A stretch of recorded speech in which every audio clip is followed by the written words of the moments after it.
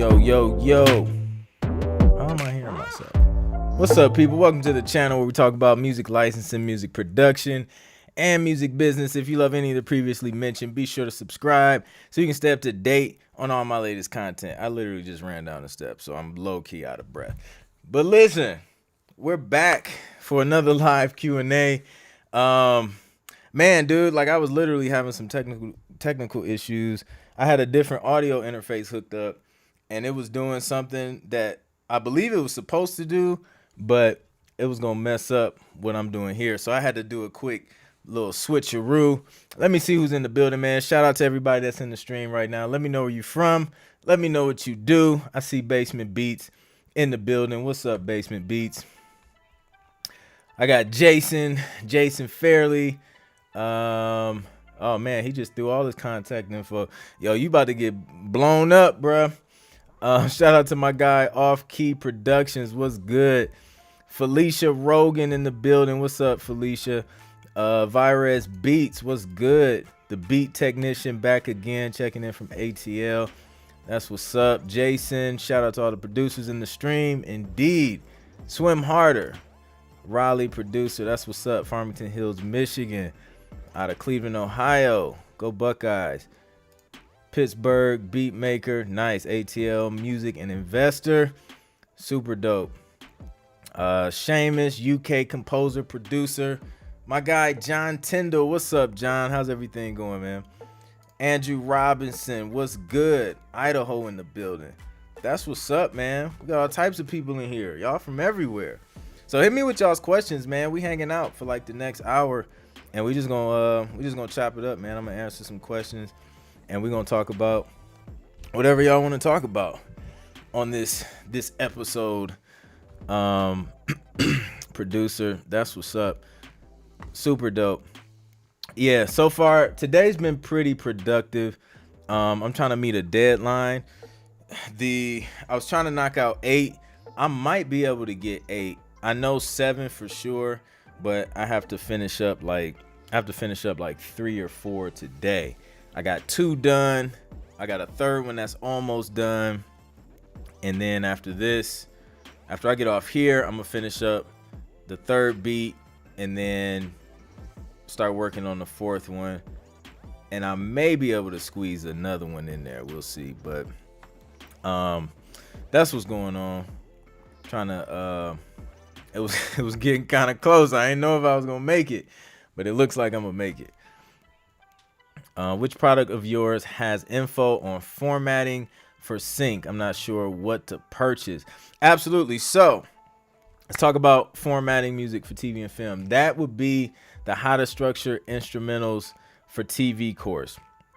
That's a video course where it's literally going to walk you through like everything, like my whole entire structure, like how I structure all of my beats for TV and film. The only time I may go away from that structure slightly is if someone specifically asks for like a certain type of structure, but for the most part, that's how I structure my beats, and the principles in that course is what I use to today. Like all the beats that I'm working on today, they're all structured the same. Sometimes I may throw in a little pause or something in there, but the concept is the same. So yeah, if you want to learn how to structure your instrumentals for the purpose of being used in background music, definitely grab that How to Structure Instrumentals for TV course, and let that joint help you. You can go to clintproductions.com/link in bio and go to my store and grab that joint. Who else we got in the building? Let me see. Best way to find supervisors for background instrumental. I make instrumental beats and used to have a publisher that found placements for me. Now I'm doing it myself. So the easiest way, especially for background instrumental stuff, is just link up with the music library, man. Cause they use a lot of that stuff. They need a lot of that stuff. And, they music supervisors and editors especially go to to sites like that where they just have a large catalog of instrumentals that they can just pull from and use that music.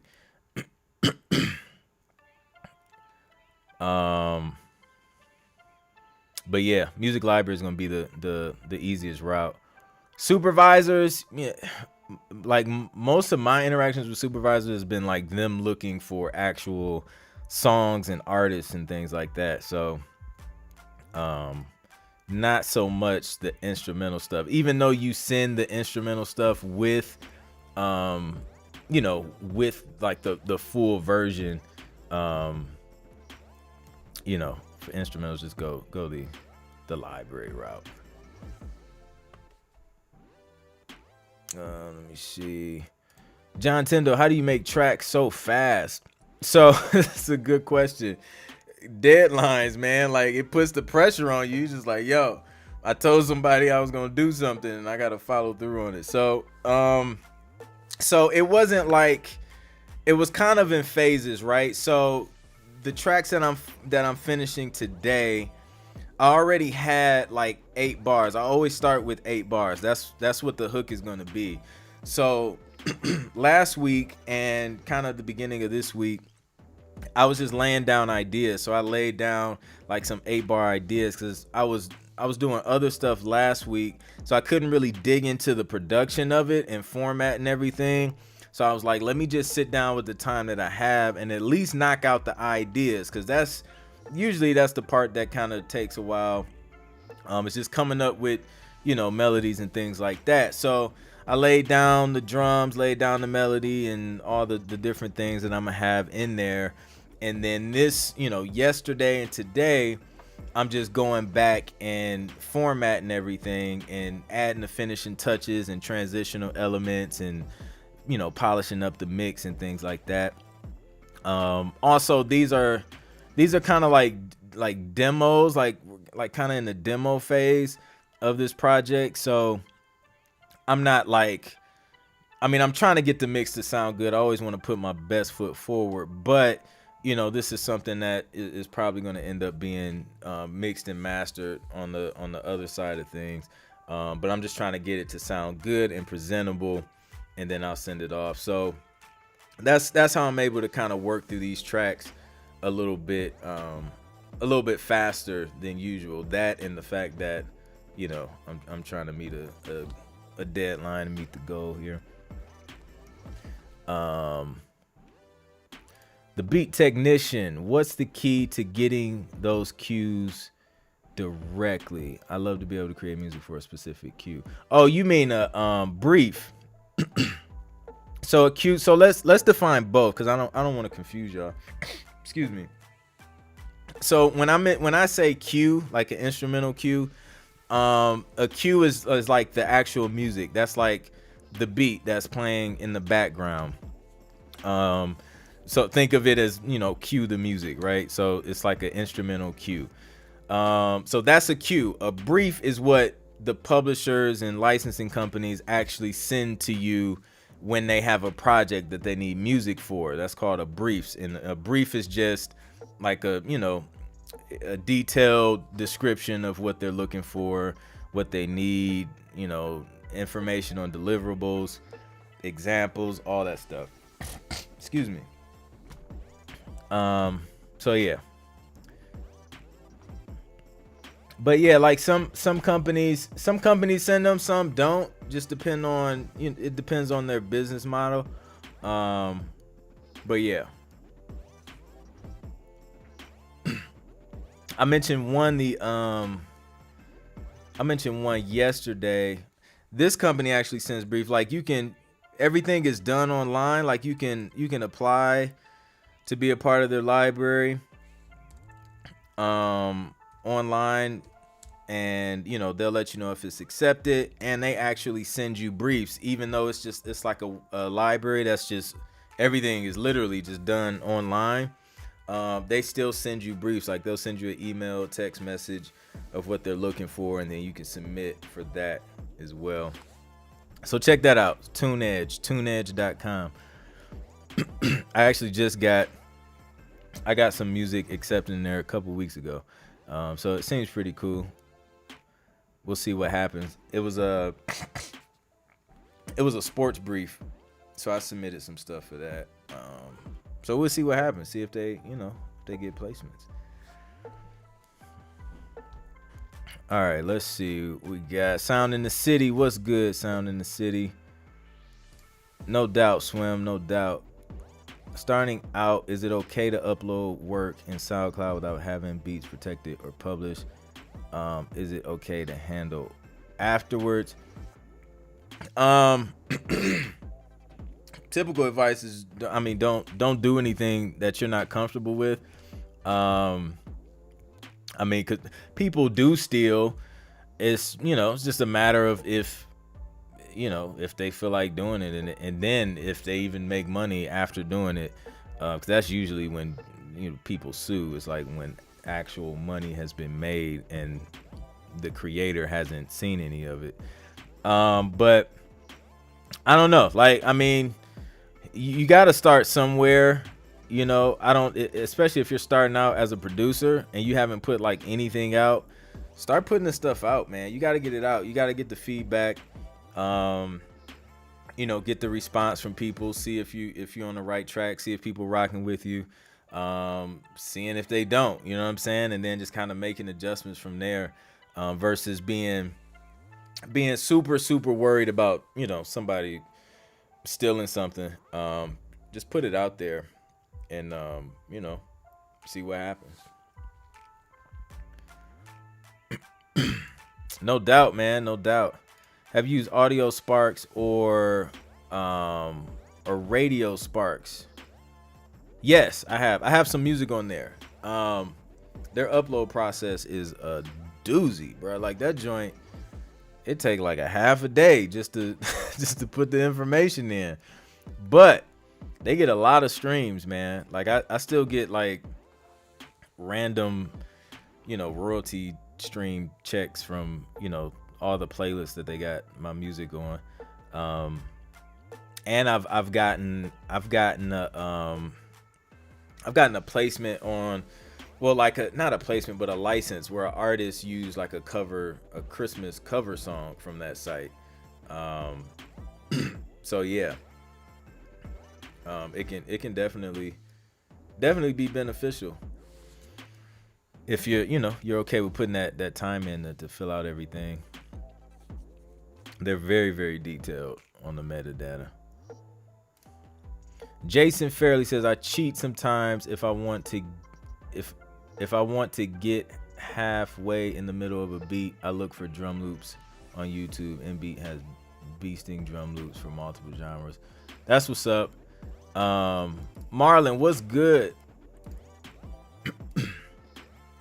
Brief. You have a brief you can pull up to show an example. I have to think.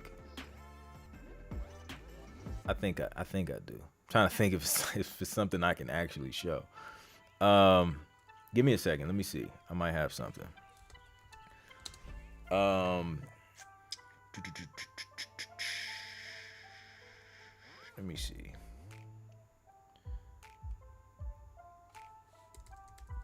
Let's search for a brief.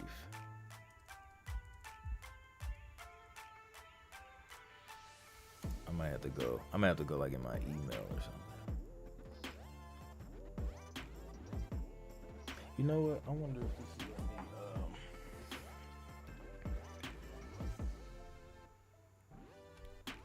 let's see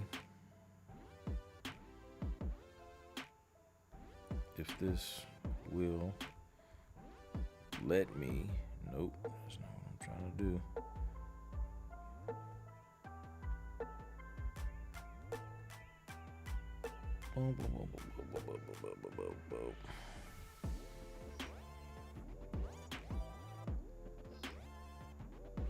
Oh no, I know where I can find one. While I'm looking for that, let me answer a couple questions. No doubt, man, that's what we all here for, bro. Learning from each other. When you mix and master, how many times do you refresh your ears in a day's mixing cycle? Man, maybe like once or twice. It depends. Like today, like I'm just ripping through that stuff. Like I'm not I don't have time to like, sit and take a break. I'm just going through it, but I'm mixing at like super low levels so my ears aren't fatigued. And I'm using these Atoms, and the way the monitor is set up, like the technology they have, it helps with ear fatigue, so your ears don't really get fatigued for real. So that helps a lot.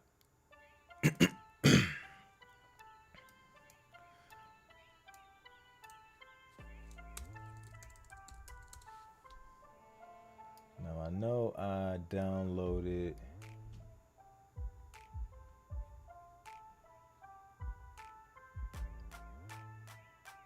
I downloaded a brief not long ago.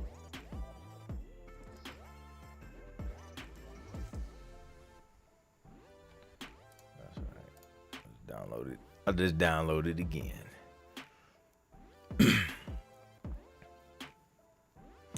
Atom Tune. I use Native Instruments. What was those? Session strings or their orchestral, little orchestral bundle. Those are my go-tos.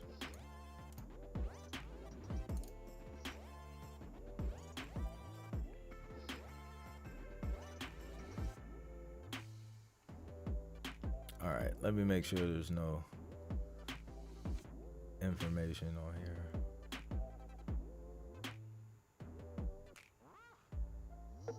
Okay, this is perfect right here.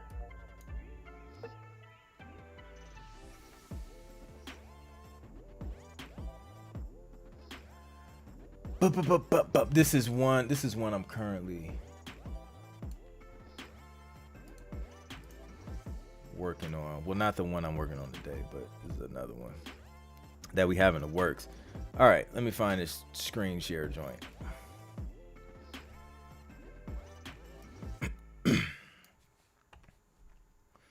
Okay,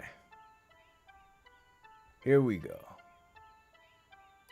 So this is a brief. This is what a brief looks like. Let me zoom in. Can y'all see that? What's up? Hi, Keith. All right, so pretty much you have these are all the notes. It's the creative notes.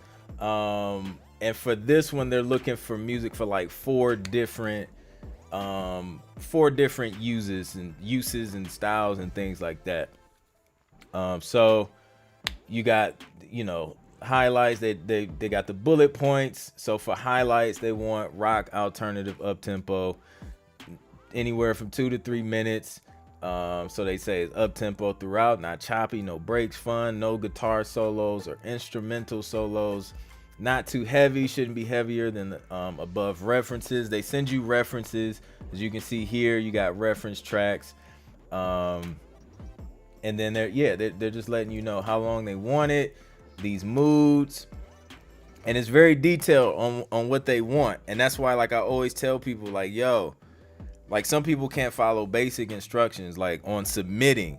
So that's when I'm like, yo, like, if you can't follow instructions, you won't do good in music licensing, because this brief is detailed. Like, they're asking for specific things, and if you give them something that's not what they're asking for, like, nobody's gonna want to work with you, because it just makes everybody's job harder.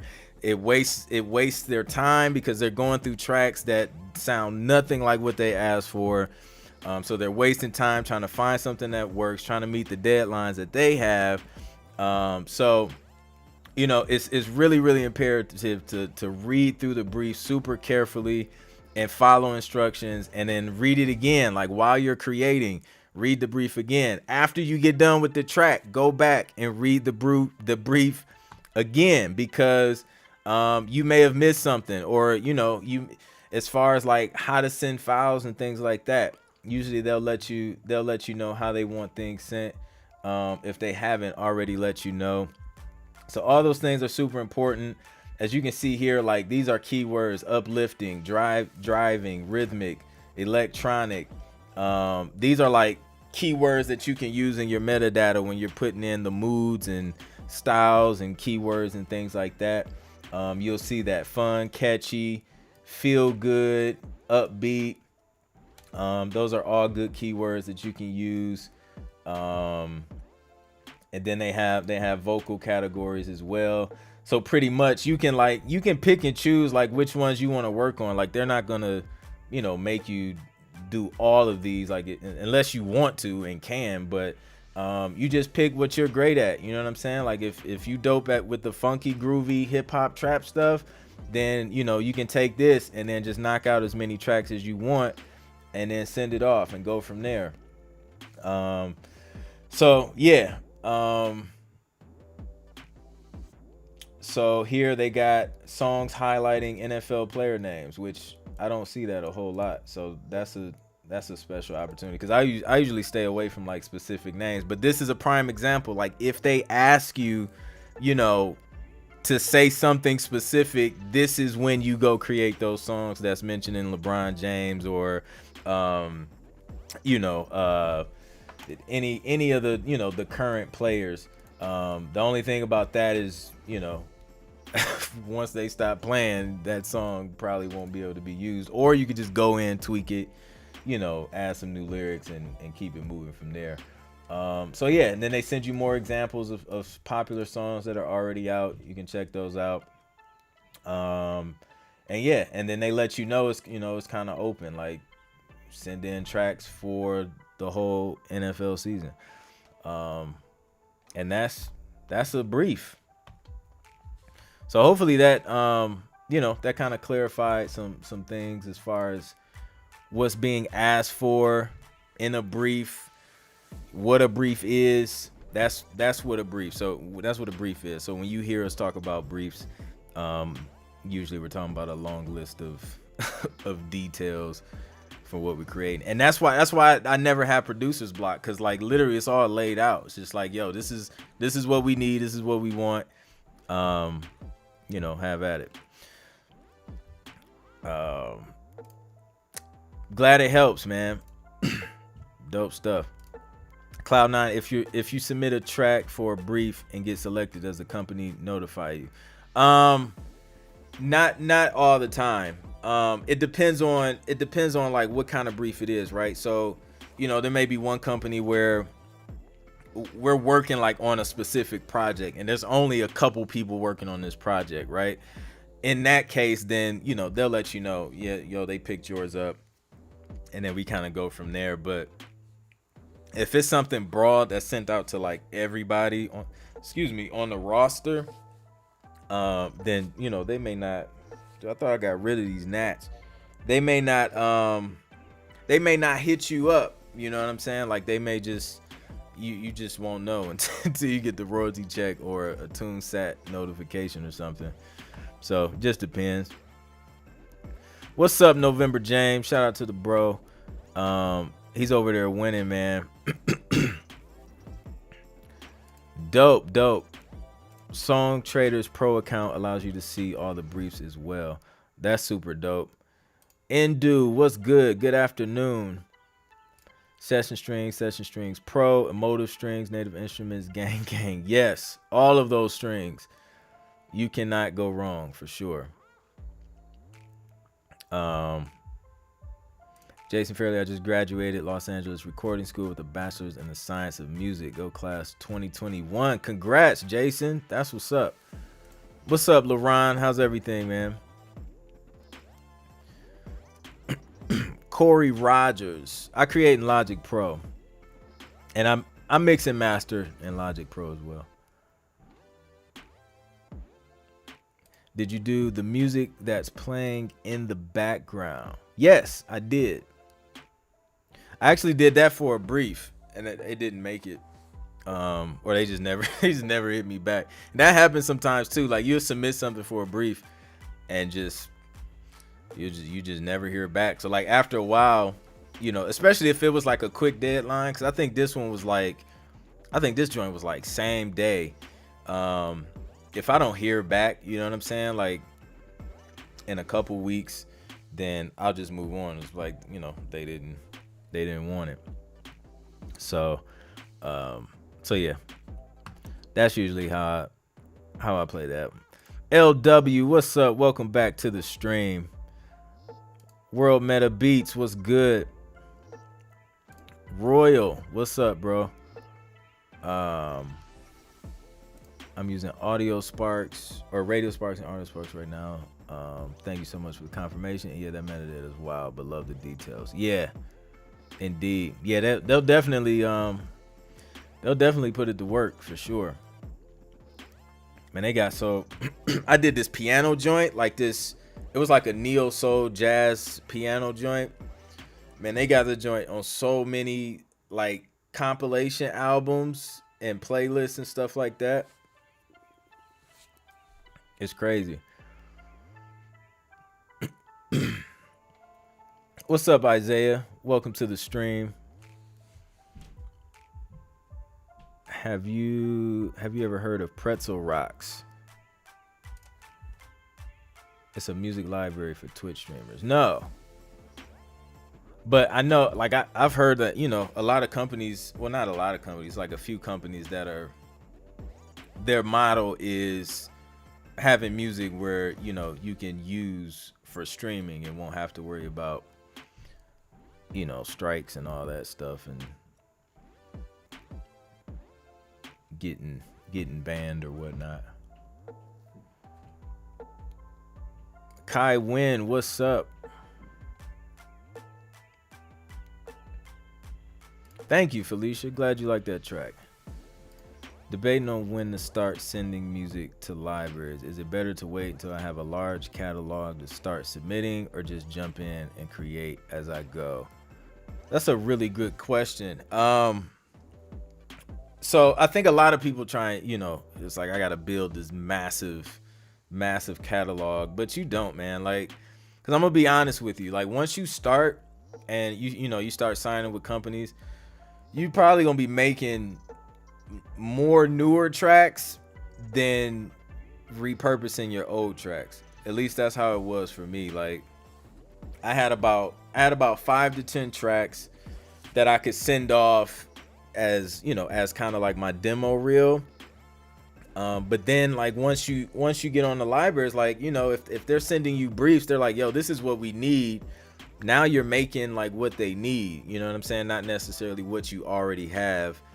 So start with like a solid 5, man. Like I'm working with a producer now, and we took 5 tracks, and he had a few that like we just could tweak a little bit and resubmit, but he wanted to go and like pretty much just start from scratch, right? So we just started with 5 tracks, and he's already gotten accepted to like, he's gotten agreements from two libraries already. One of them is paying a little bit of upfront money to, you know, to produce some production music. So start with 5 and just start, you know what I'm saying? Put them out there, because, you know, you don't want to wait until you're building up this big catalog, because you could be building up a large catalog of music that nobody needs, you know, because it's all based on everybody's needs. So if you wait, and, you know, while you're waiting, you're missing out on opportunities. So just start with 5, get those joints solid, start sending them off, get the feedback, and then go from there.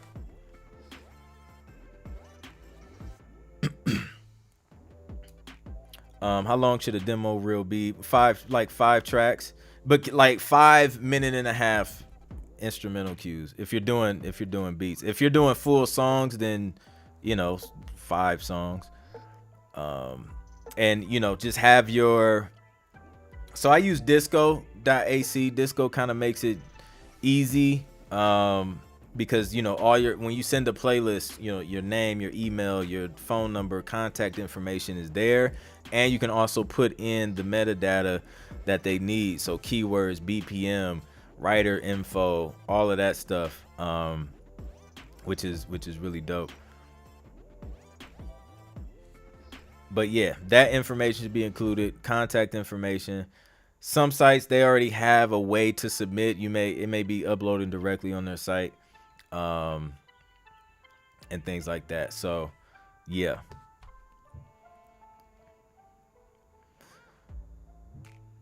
Should it be genre specific, or is it a good place to show range? You can approach it both ways. Like I always start with like whatever you do best. Like if you do a couple different genres really well, have those in there as well. You can even take the approach of doing an album of a certain genre and then send that to a library that you think it'll fit well, and then do another album of one of the other genres that you do, submit that to a different library that that specializes in that.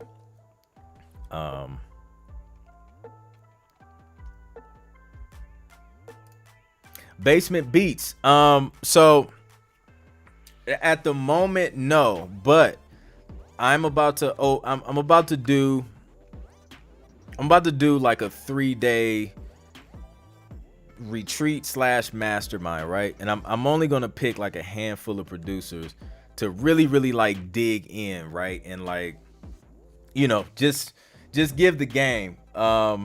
So I think all of you are like on my email list. If you're not on my email list, make sure you get on my email list. Just download this free 6-step guide. That'll get you on my email list. And I'm going to email, over the next week or so, I'll be emailing details on if that's something you guys want to do.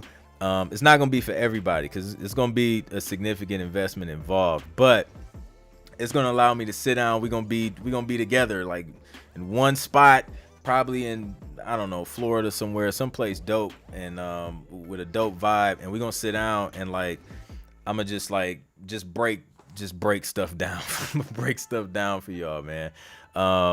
And really help push you guys, not just production wise, because honestly, man, that's the easy part, like the production stuff, but it's the business stuff, man, that really takes you to the next level. It's the business, it's the marketing, it's the branding stuff that a lot of people struggle with, and that's what keeps production businesses from not growing, is because they don't know certain things, right? So I'm going to be sharing things that that'll expand your thinking, your mindset, and just cause you to think outside the box, man, and just really grow as a person, as a businessman or a woman, in this production space. So definitely make sure y'all on the email list. If that's something y'all interested in, man, throw up some flame emojis, so I can see. It's gonna be super duper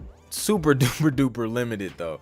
I would love to have like 30 people in that joint, but for it to really be effective, it has to be intimate. So it's probably only gonna be I don't even think it's gonna be like 10. Like it's probably gonna be 5 to 8 people. So yeah. So look out for that. That's gonna be an opportunity to really sit down and chop it up with me. Spend 3 days straight. Like 3 days straight. Just 3 days. Can you imagine that? Just 3 days of just talking all of this music business stuff. It's insane. So yeah, appreciate that, Beat Technician.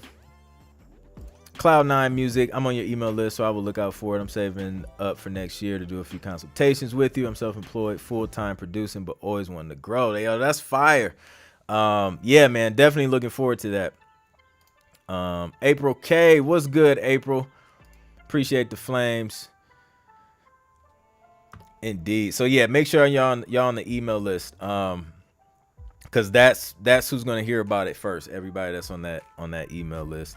Well, you guys kind of pre-heard about it first, but the details you'll be the first to know.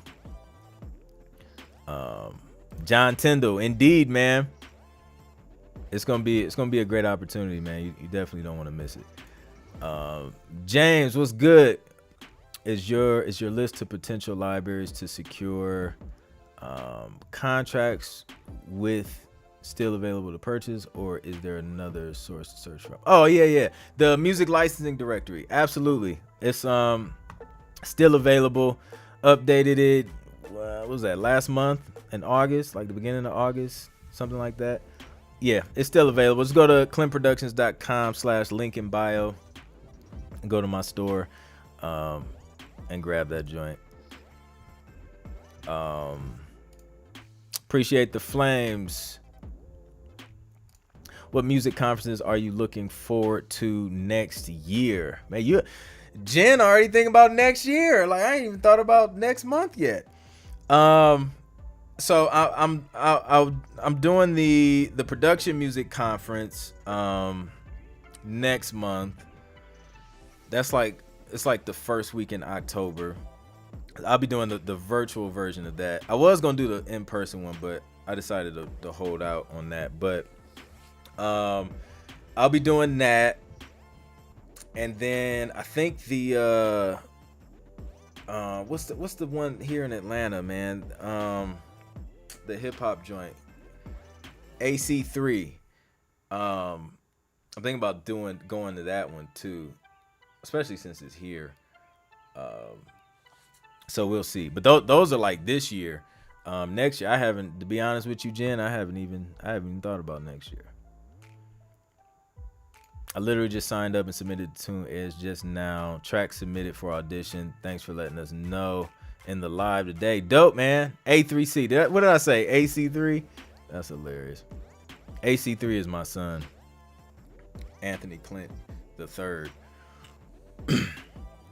He has in his bedroom, he has a A3C thing. So I guess that's stuck in my head. Can you talk to us a bit about copywriting beats? I have 650 instrumentals, and it seems ridiculous to do them all individually. Bro, yes, that will definitely be expensive. You can do a collection. Like if you're, see, I don't know. This is what I would do personally. I will make sure like I'm actually use all 650 of those joints, because I'm not gonna just throw money at stuff it's just not gonna do anything, right? So if I get to a point where it's like, okay, a library wants to use something, or an artist wants to use something, I know that this track is gonna be out there, then I'll put that in a list or category to submit excuse me, for copyright.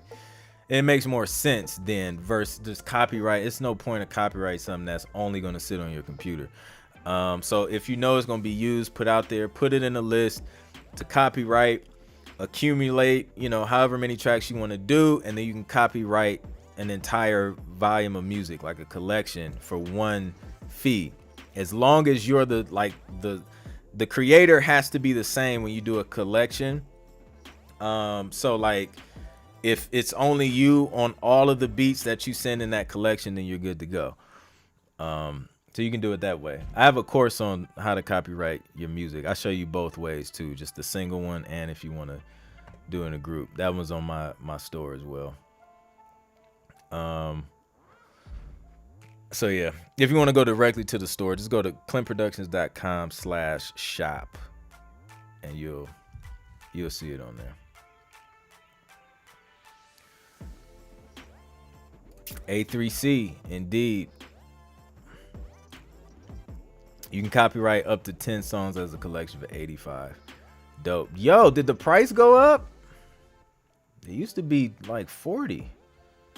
Man, they making it tough to be safe out here. Okay, dope. Thank you, April. Appreciate you sharing that. I've had 12 cues placed on TV shows and never copyrighted anything. Is it even necessary?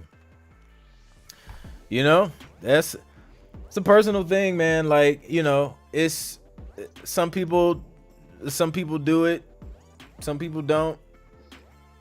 Me personally, like, I have songs that I copyright, and I have instrumental cues that I just don't worry about. It's like stuff is going so dang on fast. Because it's, I don't know, man. Like, I rarely have like issues with just like these, minute and a half instrumental cues. And it's, it's getting ingested. My name is attached to everything that's like going through. It's registered with the pros. You technically you you're the copyright owner as soon as you create something, you know, registering it with copyright.gov. It's just, you know, a proof of registration of that copyright, which, you know, it holds up stronger in court. You have something tangible that you can easily prove when when you created this work. But, you know, use your discretion. Don't do anything that you don't feel comfortable with. Yeah, that's what I would say. Does it happen? Do people steal stuff? Absolutely. People steal music. It happens. And then there's times where it doesn't happen. You never know when it'll happen, but, you know, it's a risk in everything. I'm just now getting on the chat. Can you please tell me what TuneEdge is? Yeah, man, check it out. TuneEdge, it's a music library. Pretty much. So you can do everything online, submit everything online. Yeah, that joint shot up because I think it was like 40, 35, 40. That's crazy. What's up, Dave B?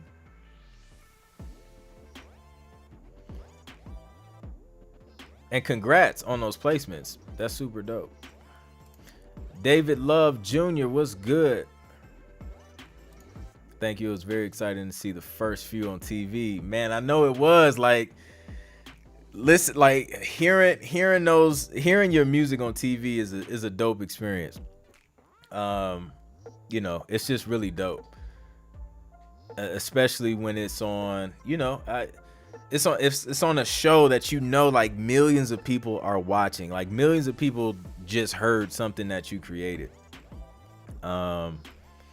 And then, you know, they may not be paying attention for real, but still, man, like a lot of people just heard something, you know, it feels good.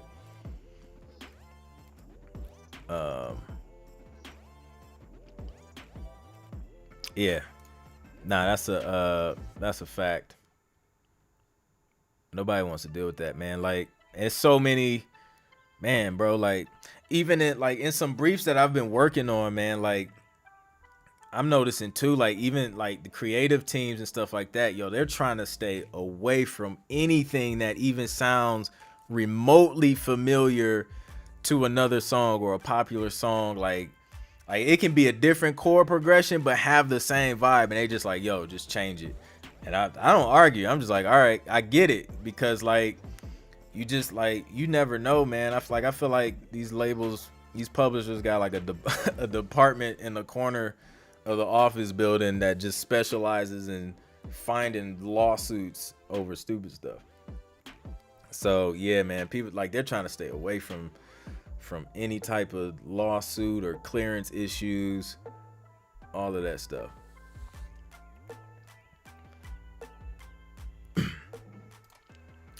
No recognition needed. Like you said, just being heard is awesome. Yeah, man. It's a fact.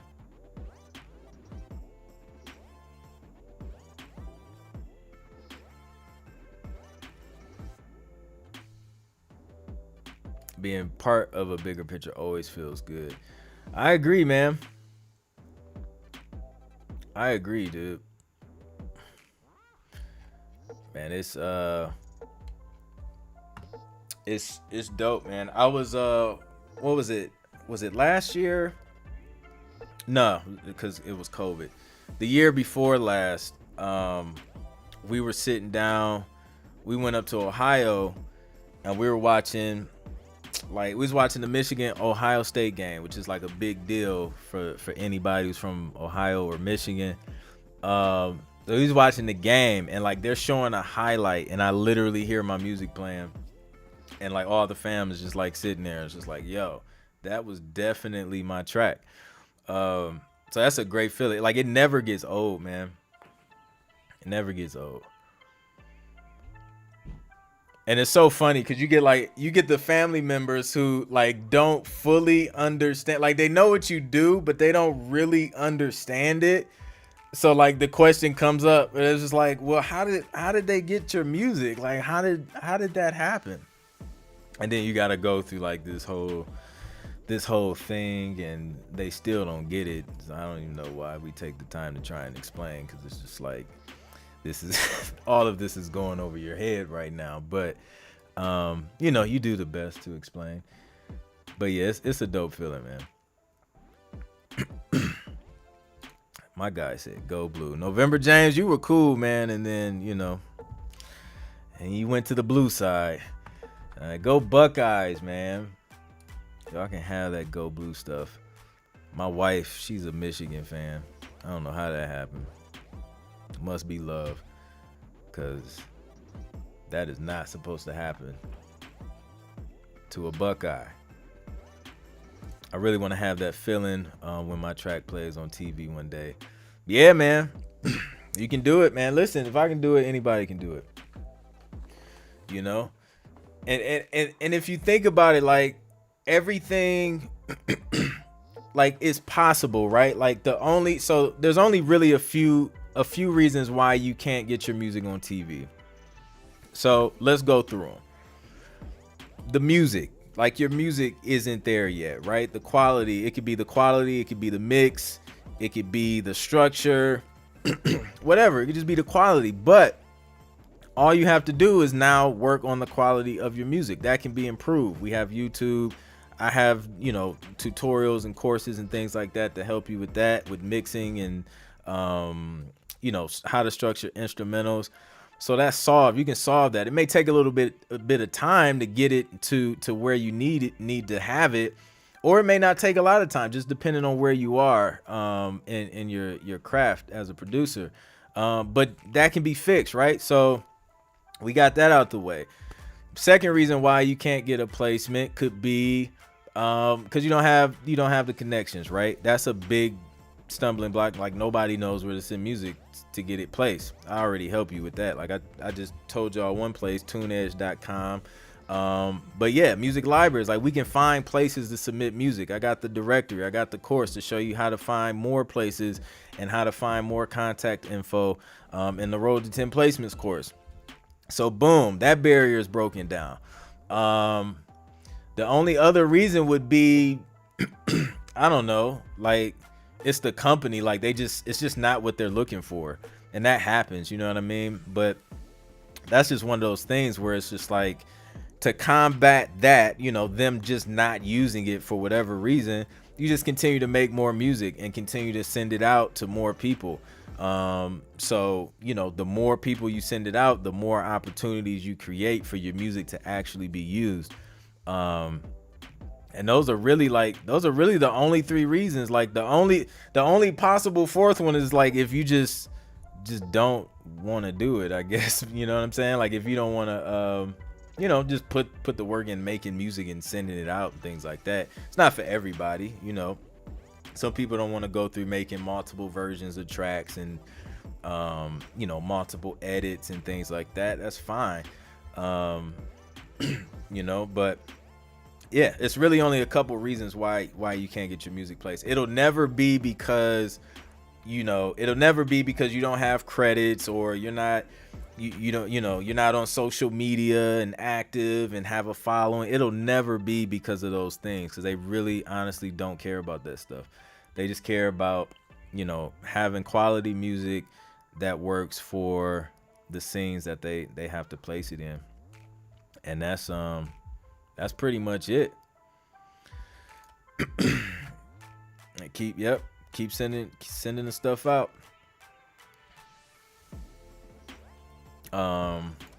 The connections is tough. I mean, that's where most people get stuck, I think that's why the music licensing directory helps so much, because it gets you past that connection barrier, you know what I mean? Because that's, I have like over 100 libraries you can start sending stuff to, just in the licensing directory by itself. But the thing with that is, like, once you go through the directory, now you know what the companies look like. So you know what you're looking for when you're on Google, or if you have the Road to 10 Placements course, like, I show you how to some advanced strategies on how to find other, other people and contact information and research and all that stuff. So it gets easier, but you don't have to. I think a lot of producers make the assumption that you have to already have the connections to get the placements, and you don't. You just have to have good music, and then you partner up with a licensing company, a library, a publisher who already has the connections. You let them deal with the connections. You just deal with the music. You just got to find them, the libraries, the publishers.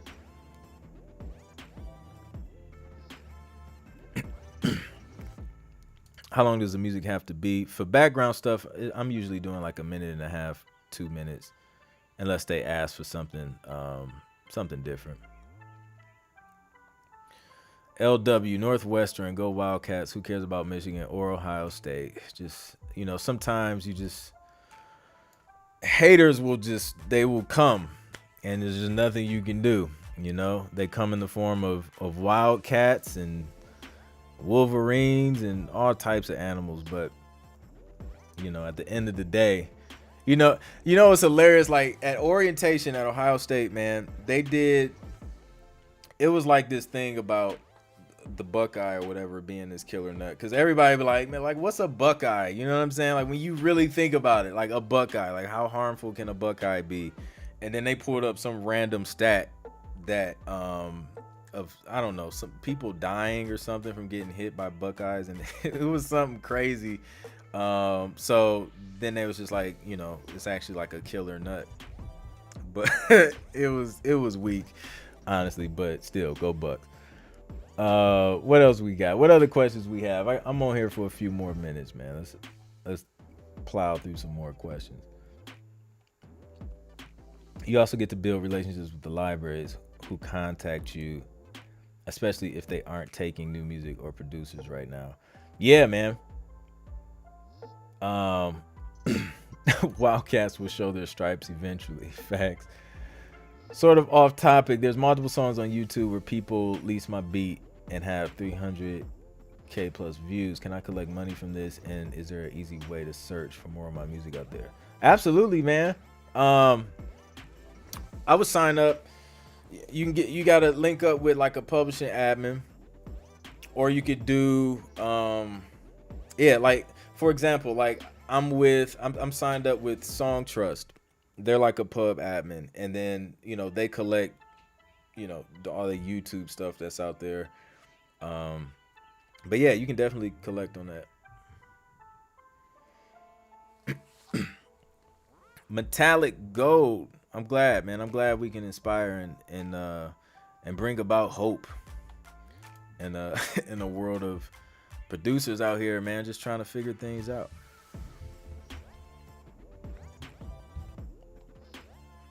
Sound Exchange. Yeah, we got Song Trust, Sound Exchange.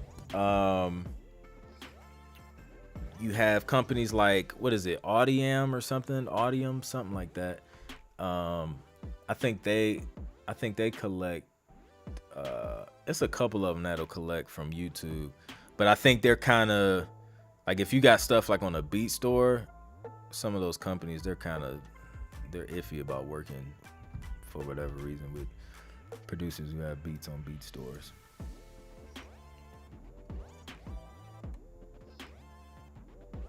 Boom, boom, boom. Life Concierge, what's good? Is it okay if your track is as much as 2 minutes 20 seconds long, or will they pass it up if they see the track this length? No, that's a decent length. The brief I showed earlier, they were asking for like 2 to 3 minutes on some stuff. So yeah, you're still in a nice little sweet spot.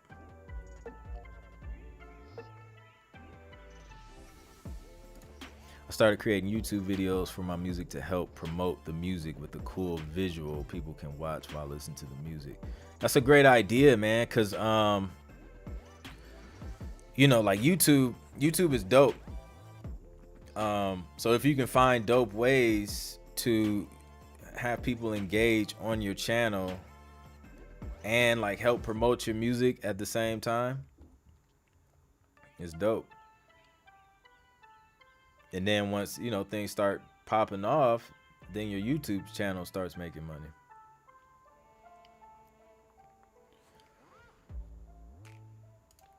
Should the songs we submit be already available on DSPs?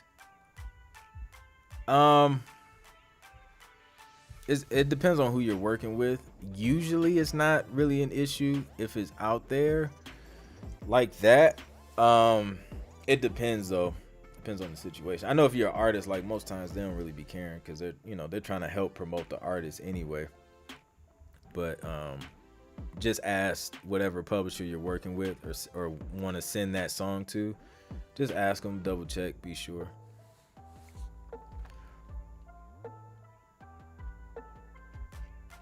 But yeah, usually they ain't tripping.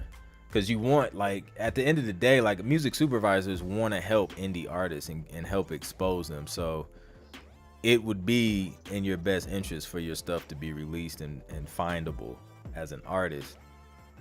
Because that's, you know what I'm saying, that can be a part of your whole marketing campaign as a whole. Like, you throw sync licensing in there, you got people listening to your song featured on a show or a movie. That's driving traffic to wherever your song is, your social networks and all that stuff. So it can definitely be beneficial. Indeed.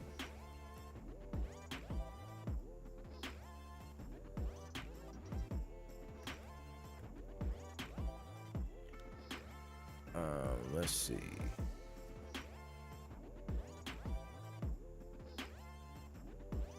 Facts, man. Like, yeah, it's a great opportunity.